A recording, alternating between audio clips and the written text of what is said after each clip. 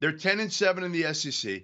I thought this year, honestly, would be his last, not because he would be fired, but because he would realize that, hey, you know what? This probably isn't for him. I'm going to go back into the NBA. This is a hard, hard job. But now they got momentum. Now they got momentum. And again, maybe he can keep this thing going. Do you have any confidence that they can make a run in the SEC tournament, number one, and be relevant? Like, they're still not quite nationally relevant. Can they take the next step next year? I don't know in terms of next year because so much of everything changes year to year based on this NIL, right? Programs really flip kind of quickly in the new NIL era.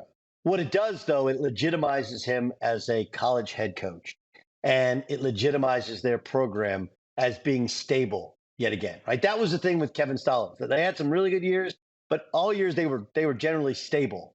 And then when Garland got hurt and Bryce Jew was there, and you had a different athletic director who had ties to Jerry Stackhouse, they get rid of Bryce Drew.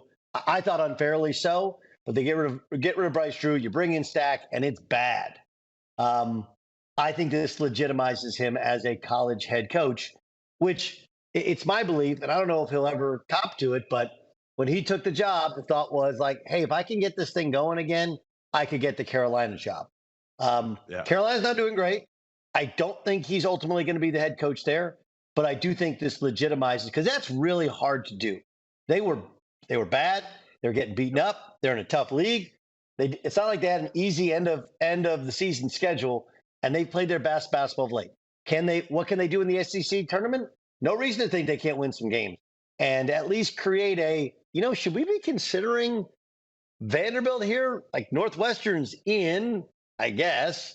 Michigan, all these other conference, the numbers and resume look kind of similar to a lot of these schools.